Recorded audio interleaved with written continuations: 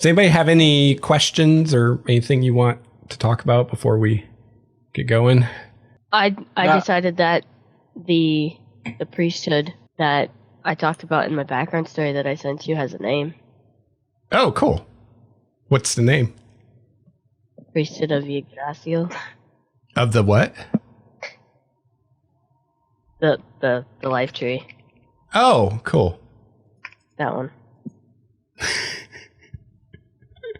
I think you got a few too many consonants in there, Chrissy.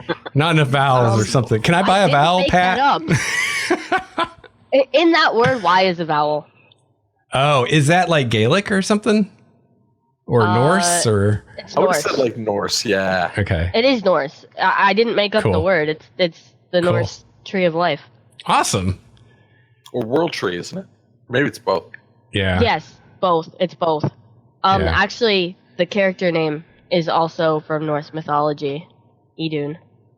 Oh, that's how you say that. I was curious. And your character is female, right, Chrissy? Yes. Okay. The token is male. Oh, okay. Well, I was half elf. Who cares? I was a little confused from your backstory at first because I thought maybe you were playing a male character, and then I was like, oh no, you're female. Okay. No, I'm playing a girl. That's awesome. I'm playing a girl. I'm using a male token. The backstory is slightly lens. Yeah. Oh, I see your token. The facial hair throws you off. There's no facial hair. It's a half elf. It must be. This is you. I'm not a dwarf. Yeah. Steve, I don't think I've heard from you about a background hook. So there's no rush. Sometime before level 20, I would like to work these in. So yeah, I have like 3 pages of notes, but yeah, I'm gonna. It's in like an okay format, but what I want to do is just tweak it to make it a little bit more compelling as a hook for something. I have a question, Lex. Yeah. And the magic items for sale thread. Yes. You have arrow +1 brackets 10, 100 gold piece each. I can assume that means 100 gold pieces for a batch of 10, right? No, that's per arrow. Oh, that's per arrow? Yeah. Okay. I'm intentionally making the magic items really expensive. Okay. Well, I'm glad I asked because that's crazy. Oh, yeah. Dwayne, did you see my reply to your background thing? I did. I love that. Yeah, that was cool. You like my NPC that's named after my PC, who's named after another NPC in another game years ago?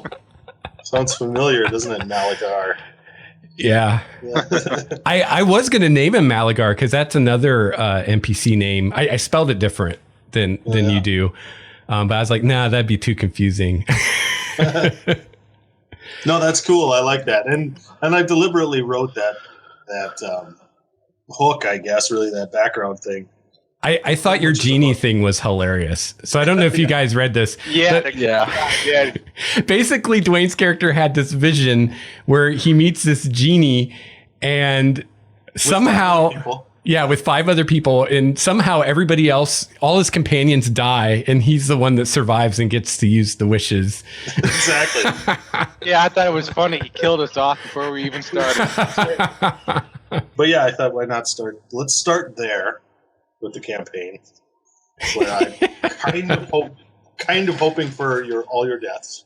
Yeah, and then build on that. So like, you have to prove your worth to Klatu, other than just being one of the bodies that gets sacrificed. You know? Yeah. I mean, that wouldn't be the worst thing in the world from Mahmoud's perspective. Mahmoud. What is your... are we ready to do intros then, or do you want... Yeah. You want to go first, Dwayne? Sure. Let me interrupt you real quick. Just for people watching, last time, everybody but Chrissy's character died. So we have new characters. Yeah. So go ahead, Dwayne. We're starting at level 4. I am playing Klatu, who is a half-orc fighter of the Battlemaster tradition. My initial concept was that he was going to go to rogue, but the more I look at how fighters progress, I don't know if that's going to happen. You get an ability score improvement every other level. As a fighter. Yeah, fighters are pretty badass. That is really good. I mean, you can expand your capabilities so much that way. You could grab Charger, you could go Magic Initiate, So I don't know if Rogue's going to happen now, so he might just be a fighter. I picked the Great Weapon fighting ability and then a two-handed maul, and I found a really kick-ass macro that works. Allow me to demonstrate. So with the Great Weapon Fighter ability, I get to re-roll any 1s or 2s that I roll on damage dice. Only get to re-roll them once. Sure, yeah. And then with the two-handed maul, you roll 2d6. So, and then because I'm a half-orc, if I crit, I'll get to roll an additional 3d6. So the numbers might really get out of control pretty quickly, but you can see, pretty standard. If you kind of hover over the 12 there, I didn't roll any 1s or 2s there. Okay. But you can kind of see it on the red 7 one. So, I see. Roll over if less than 2. Yep. Plus 3. Exactly. Cool. Yeah. Nice. So it works really slick, and my guy is probably going to have a hell of a damage output.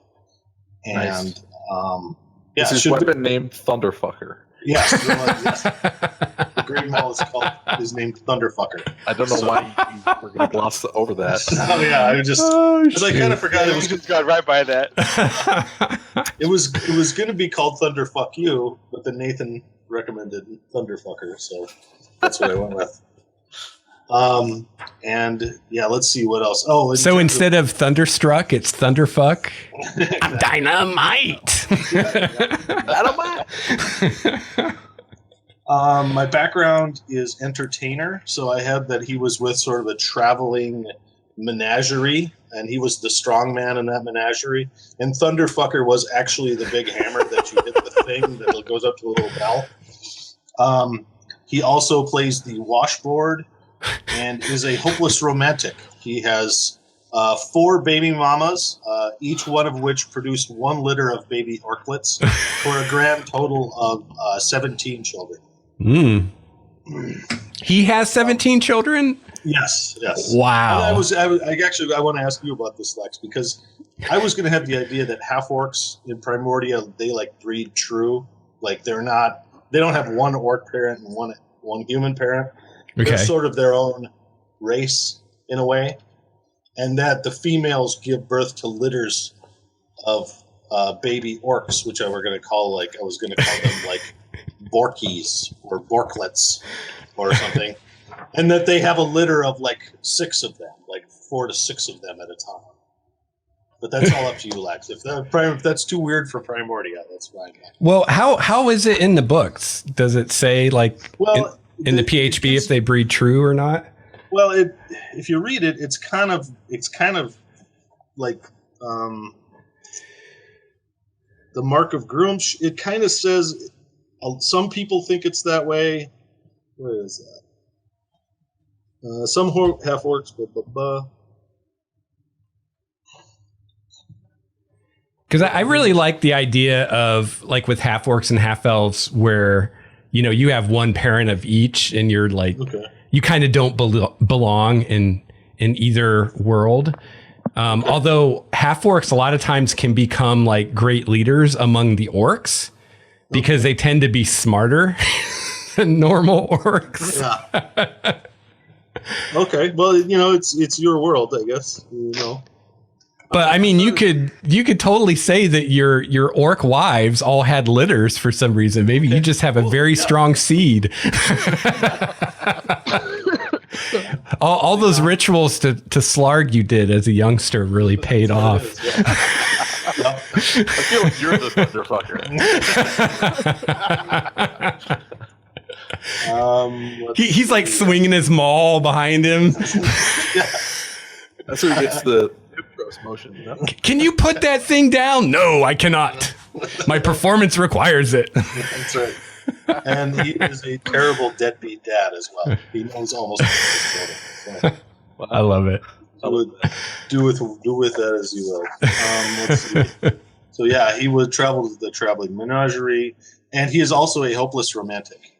So he's always looking for that next baby mama. And I guess that's all I came up with so far. Awesome. In addition to the background. So. Do you want to tell us about Mahmoud, Steve, or Mahmoud? But you guys can either call him Mood or Moody. He's totally cool with nicknames. Moodster is he's a small guy. He's probably like 5'8", like pretty thin, wiry, but he's got like he looks reasonably like tough for a guy of his size. He is a priest of Hades, which when you first meet the guy would seem a bit strange because he's really kind of jovial and he's a happy guy. Like he's always kind of smiling and having a good time. But the sect or the group that he belongs to, they believe that death is a joyful thing. Like it's a good thing when someone dies because they finally get to go on to the final piece. And so all the hardships of life they finally get to lay down. And so they celebrate when people die. And Mahmoud loves it. He loves it when people die. This is a great thing.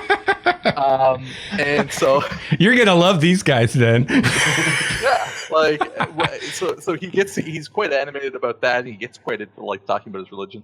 But the kind of other thing is though, even though he kind of worships death and he thinks death is great, he's a guy that really loves life. Like he has a great appreciation for good food, wine, sex. Like he loves living life too. So he's nice. You all right, Chrissy? So he's like probably the most jovial death priest that you'll ever meet. Like he'll walk around the battlefield like killing people all over the place and thinking, this is great.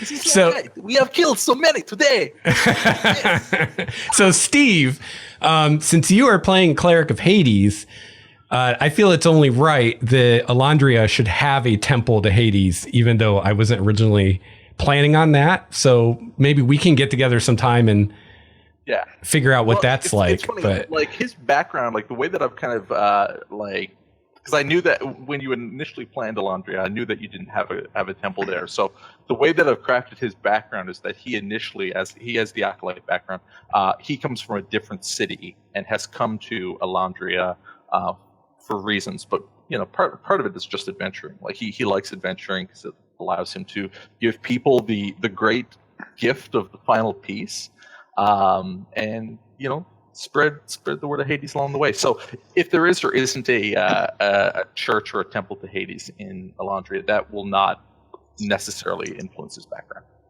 Okay. Well, then in that case, we could say that there isn't, and maybe that's one of your future goals is to establish one. Yeah, like he could definitely see himself, if he's denied the final piece that long, he could definitely see himself setting that up.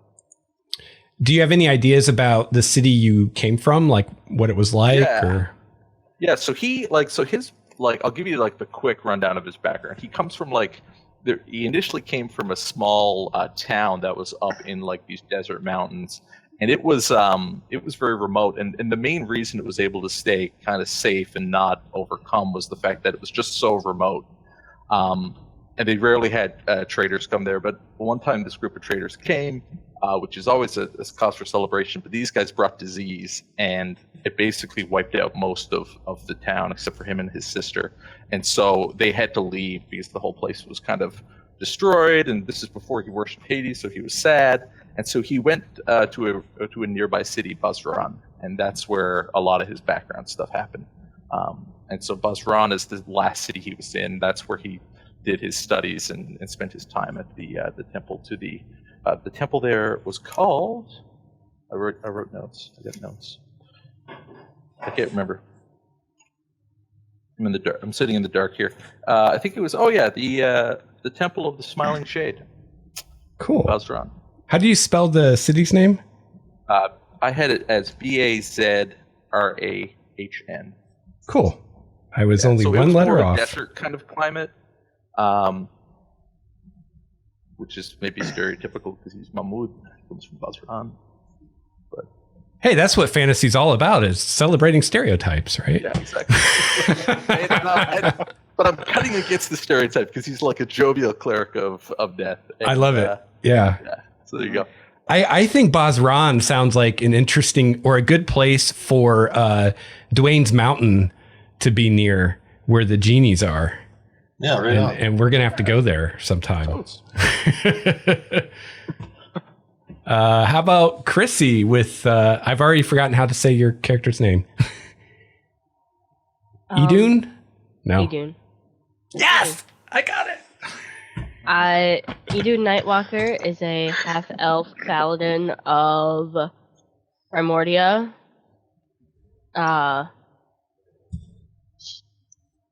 She's a Oath of the Ancients Paladin. That's out of the new book, right? Or is that that's out of the regular book? Okay. It's the kind of Sylvan, kind of like paladin, woodsy paladin. Basically an elf paladin. Yeah. Like the elfy paladin. Yeah. I chose the dueling fighting style with one-handed weapon, shield, bonus damage, stuff. My background is hermit. She her parents were her parents were apple farmers. And every week they would bring their apples to the market. And Idunn met a little noble girl named Ileana.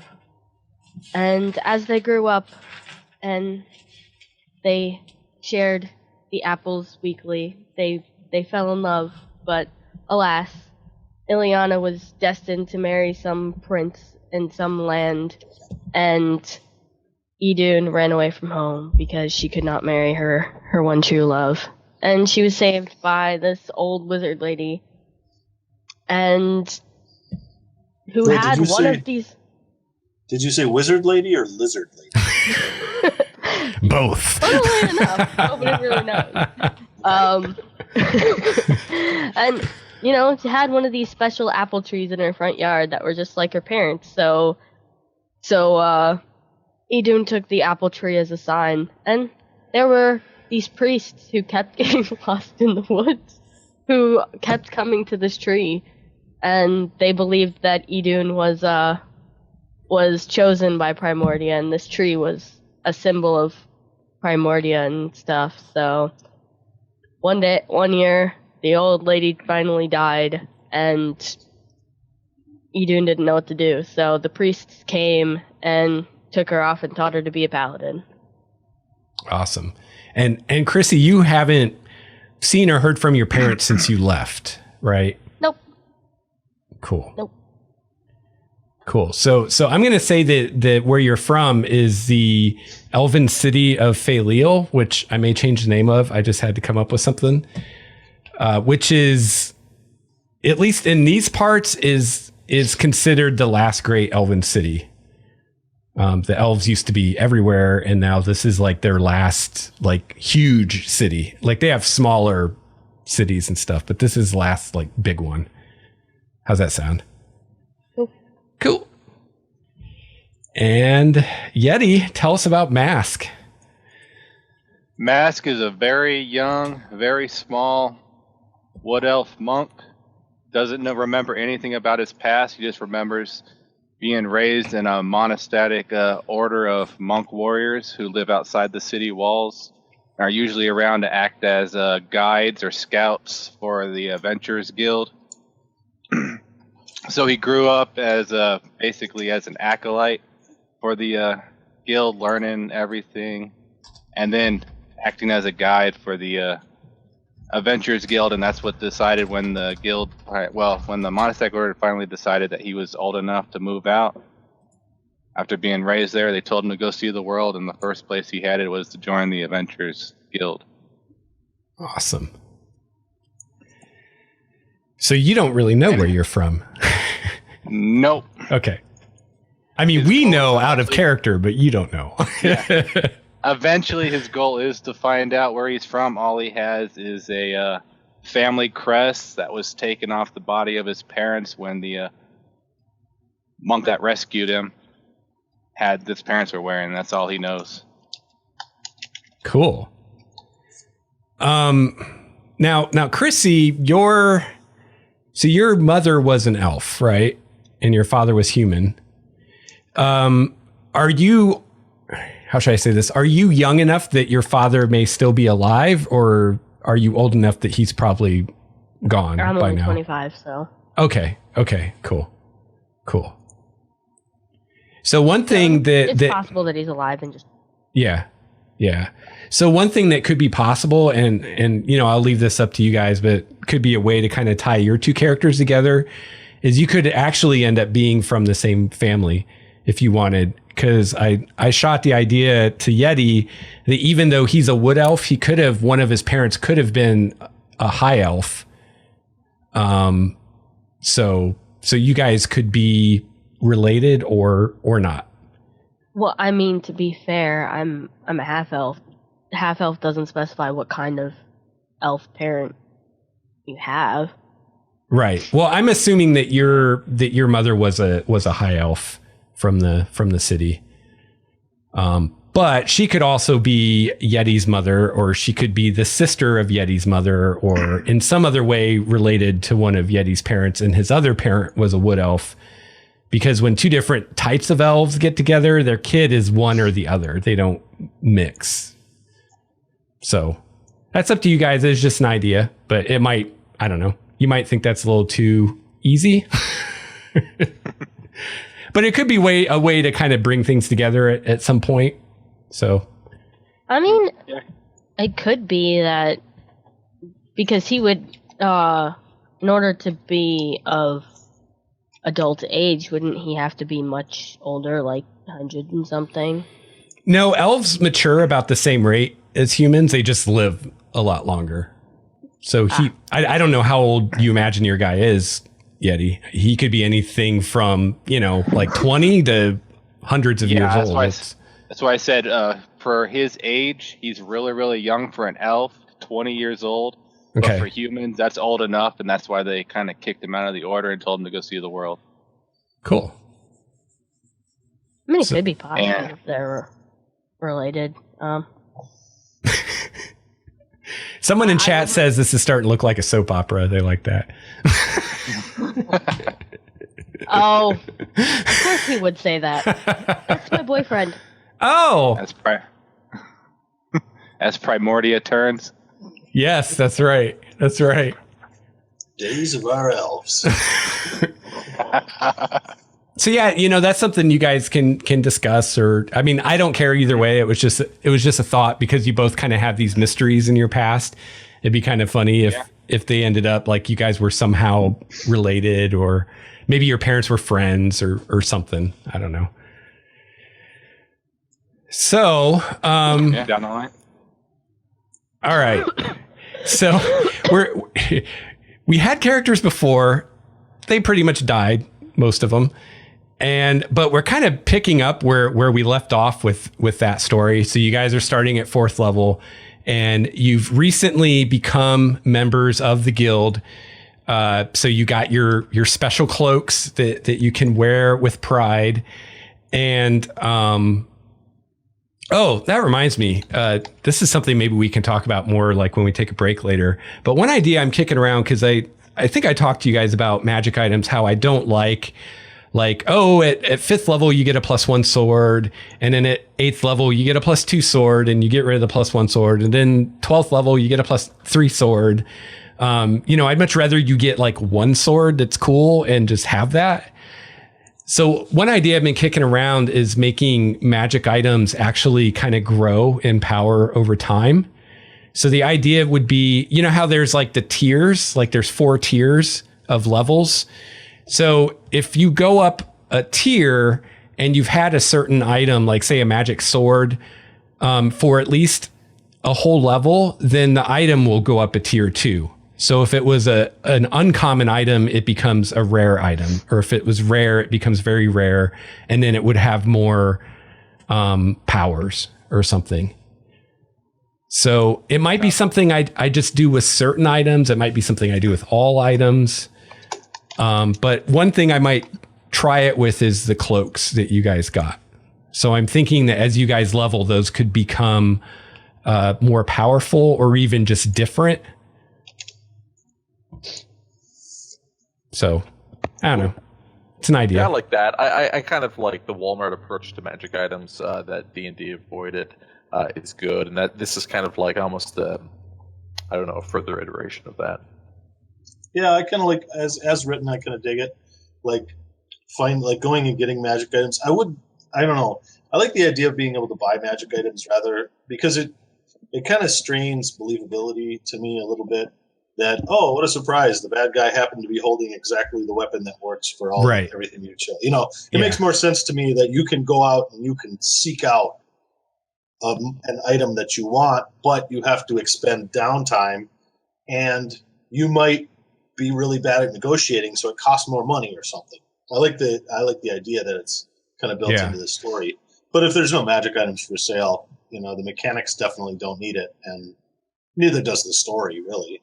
But I do like the idea that if you're really specialized in one thing and you really want something, if you want to invest time and money to get it, there's a chance that you can get it. Maybe not that it's just freely available like a store.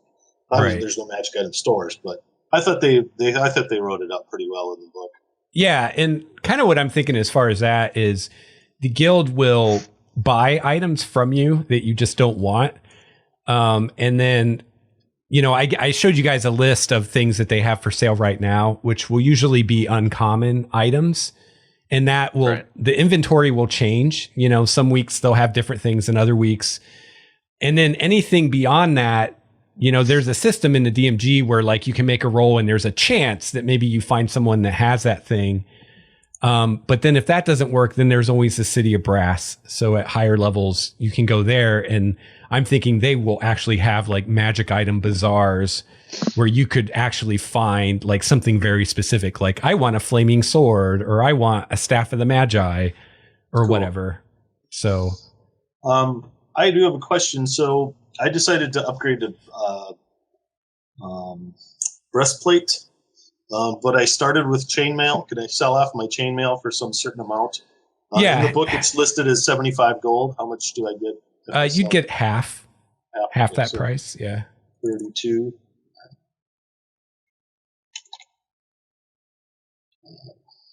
Cool. Or wait, 75 would be 37.5. Yeah. Oh, 37. 37 gold, 5 silver. Wow.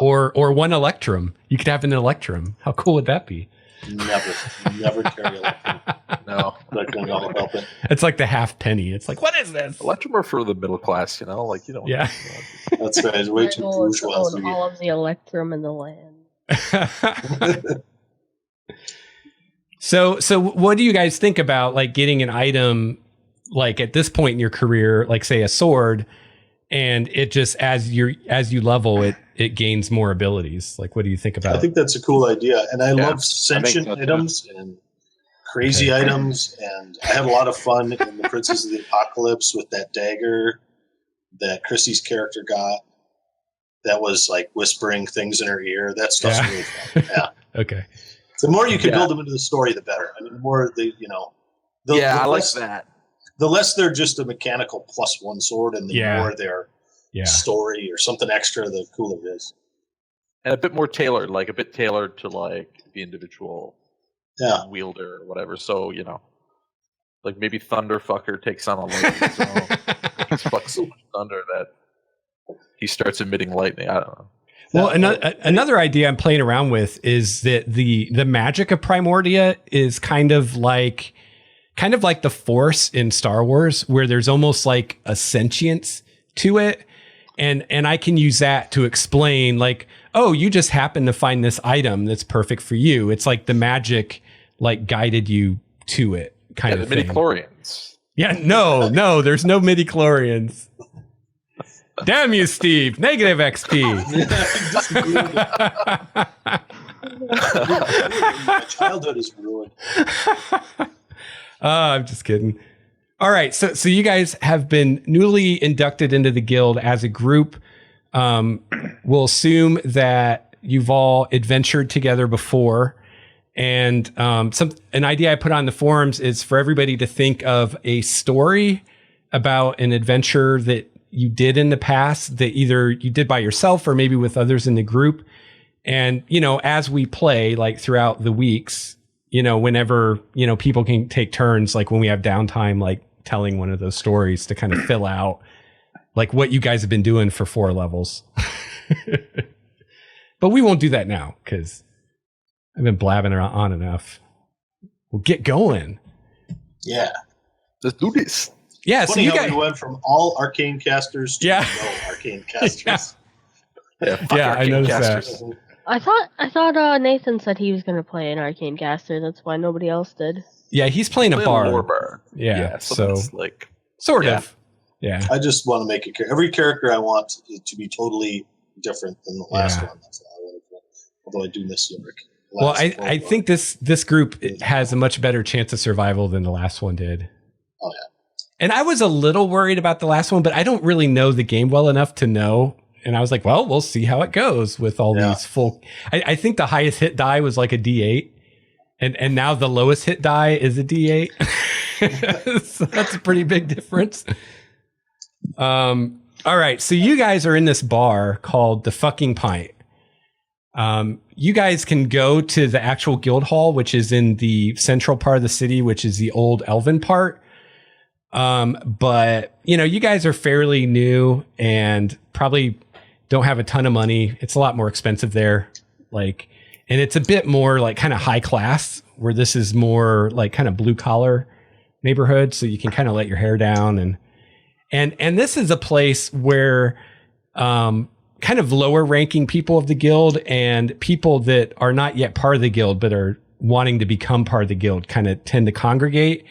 And so it's a good place to sometimes get jobs. So you guys are hanging out, probably drinking, whatever, chilling, having a good time. Relaxing. Yeah. Nathan's character is entertaining with his fiddle. Oh, yeah. Bust out my washboard. Nice. Bust out the bagpipes. Totally don't forget the washboard. You guys are so musical. Dwayne's finally getting his boy band. Yeah, exactly. I just had to plant the seed. Eventually, we'll be playing Boy Band, the RPG. Nice.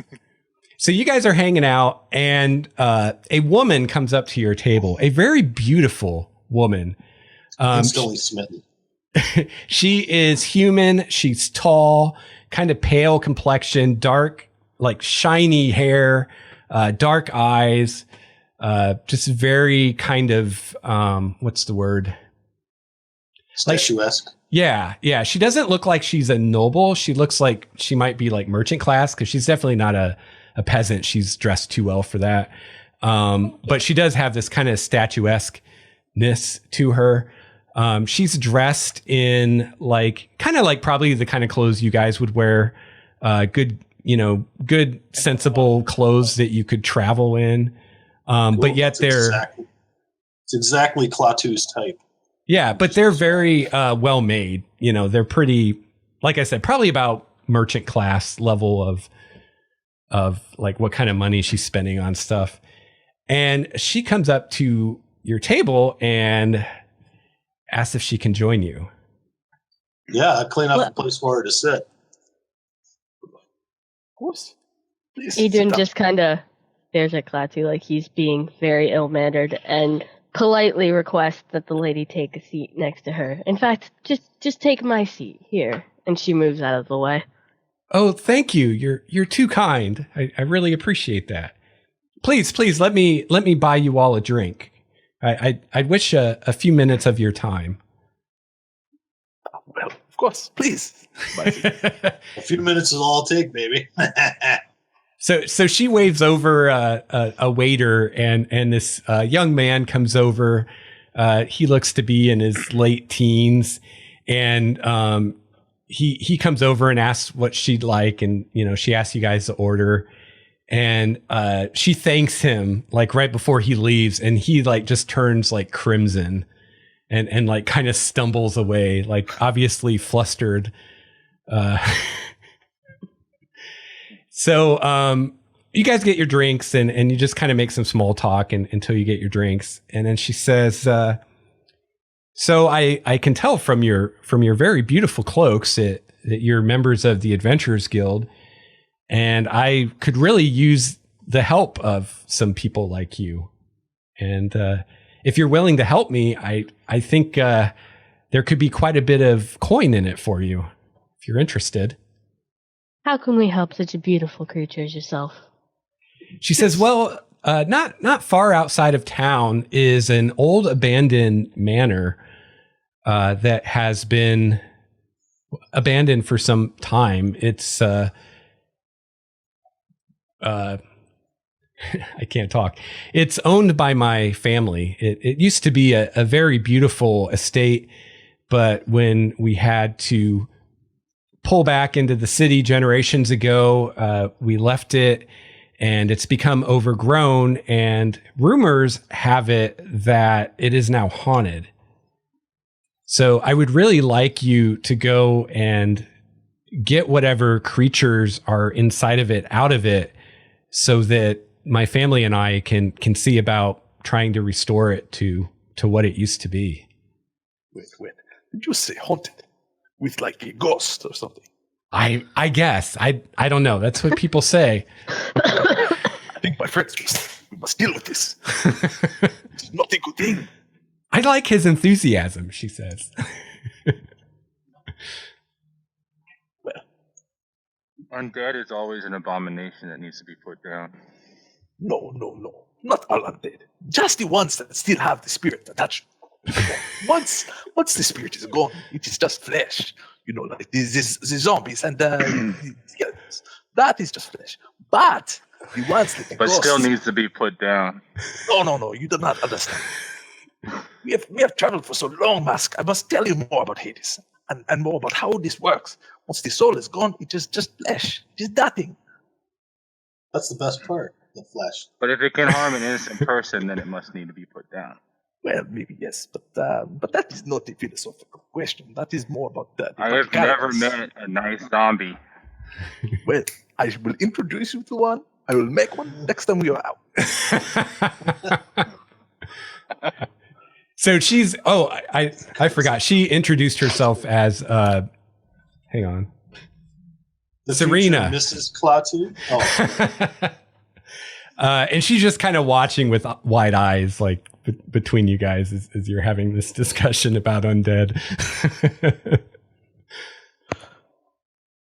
Look. Of course, what will you pay us for this? She says, well, unfortunately, I don't have a lot of coin on me right now. We'll work something out, baby. Well, the thing is when my family left the manor generations ago, it was in quite a hurry. And according to our records, we left quite a bit behind. Things that would sell for a pretty penny on the market. If you can get the evil things out of the house, you are more than welcome to any treasures that you find within. And on top of that, I will go with you so that you don't get lost, and I'll help you as I can, although I'm not a warrior by any means. Let's run an insight on her. Like it's okay. Like, does this seem like it's on the up and up? All right. Roll them. 14. Let's see. Insight.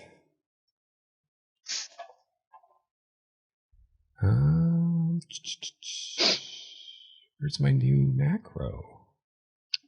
Idunn is all for helping the pretty lady. She doesn't care whether it's on the up and up. Yeah. How do you say your guy's name again, Steve? Mahmoud? Mahmoud, you think this woman is 100% sincere and honest. In fact, it's been quite a while since you've met anyone who was so just straightforward, and what you see is what you get. Of course. I like you. Of course, this being D&D, any other response from Lex would equal instant death. Yeah, that's right. So you might be hiding something. You're dead. Murder hobos! That's right. Is that your team name, Murder Hobos? Yeah, exactly. Unanimous, or team name should be Extreme Prejudice. Extreme Prejudice. Yeah, I like it. I like the sound of that. Yeah, Klatu doesn't even consider it. He's like, what's her name? Serena. Serena. Serena? You just stay behind Klatu and everything will be fine. He stands up and he starts like flexing his massive muscular butt cheeks in front of her. Ooh, she looks up at you and she goes, "Oh my, you are a big one, aren't you?" Yeah, go ahead, slap that. Drop a gold coin off that baby.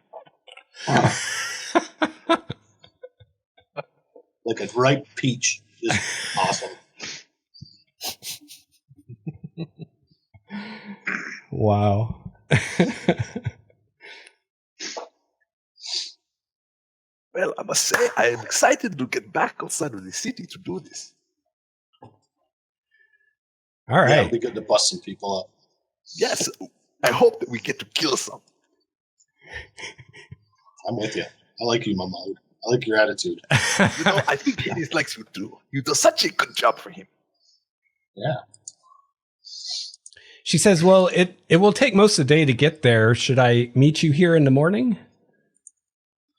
Well, if you would like to stay the night, that is always on the table. Yeah, what's your hurry, baby? Come on now. Well, I could stay for a while if you'd like. All right, that's what I like to hear. Another round of drinks for the pretty lady. All right. Drop some coin on drinks. Let's ask her a few more questions. So, this is her family's estate, right? Yes. And did you say she's an elf or a human? Human. Human, female, and it's a okay. Would anyone else have heard about this? Is it that popular? The estate? Yeah, yeah, exactly. I'm just wondering do we have anybody in town who's really a knowledgeable local or knowledgeable in local affairs? Oh yeah, I mean it's a big city, so there's libraries and sages and. Okay. Well, Yeah. would it be that well known that it would have been written about this manor house? Are you Basically, asking yeah, her or? Yeah, no, I'm just kind of saying, would my guy have that kind of general knowledge? You know, would he know if it's that? Basically, I want to get like a second opinion. I want to make sure we're not walking into something. Okay. And is that something I can just do a check with, or? Sure. Okay. That'd probably be history. All right, I can try that. Or just intelligence. No. All right. I don't know anything, but that doesn't necessarily mean anything. I didn't expect to, really. Yeah, so that basically tells you that her family isn't one of, like, I don't know, the 5 most powerful families in the city, because those you would probably recognize, even with a 5. All right. So who else is around the bar area here? Oh, there's you're looking for someone knowledgeable? Yeah. Perhaps Mastic would notice things. Yeah, then what's Mastic? Yeah. Mastic, get on over. All right. So the dwarf Mastic comes over. Yeah. And just kind of give the rundown on what she wants us to do. And does Mastic appear to know her or of her and everything like that? He doesn't know her personally, but he does recognize the name of her family and can tell you that they were, back in the day, they were minor nobles, but these days, they don't have nearly the clout that they used to. Okay, so that sounds like a rundown manor house kind of gig. So why did her family have to leave the estate in such a hurry? Or rather, Idunn would ask her this. She says, well, the estate is outside of the protection of the mythal. And back in those days, there were many monsters out in the wilds. Well, there still are.